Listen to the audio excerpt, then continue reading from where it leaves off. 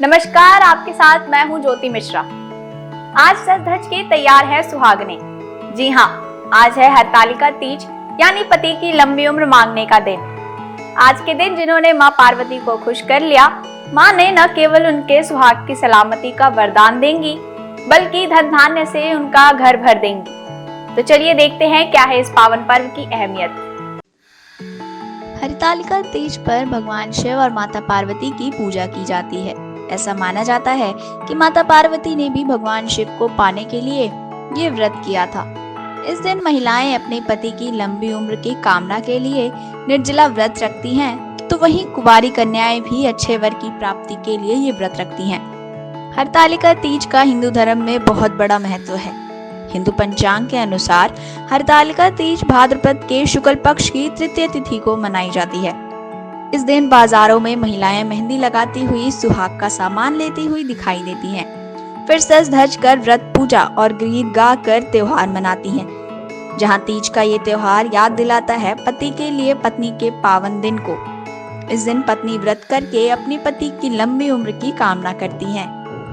इस दिन महिलाएं पति की लंबी उम्र की कामना के लिए निर्जला व्रत रखती हैं। ऐसी मान्यता है कि महिलाएं अगर इस दिन सच्चे मन से व्रत रखती हैं तो उससे सौभाग्य की प्राप्ति होती है।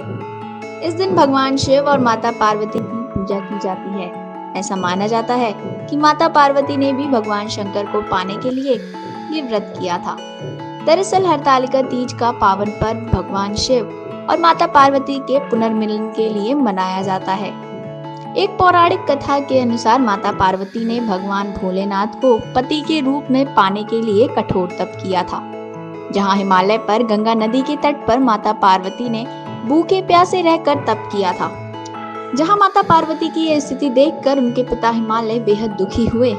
जहां एक दिन महर्षि नारद भगवान विष्णु की ओर से पार्वती जी के लिए विवाह का प्रस्ताव लेकर आए, लेकिन जब माता पार्वती को इस बात का पता चला तो वे विलाप करने लगी।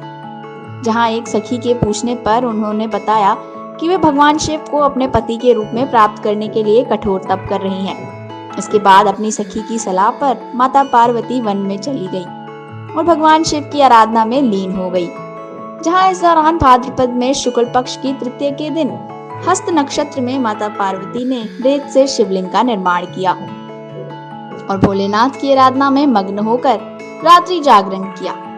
जहां माता पार्वती के कठोर तप को देखकर भगवान शिव ने उन्हें दर्शन दिए और पार्वती जी की इच्छा अनुसार उन्हें पत्नी के रूप में स्वीकार किया।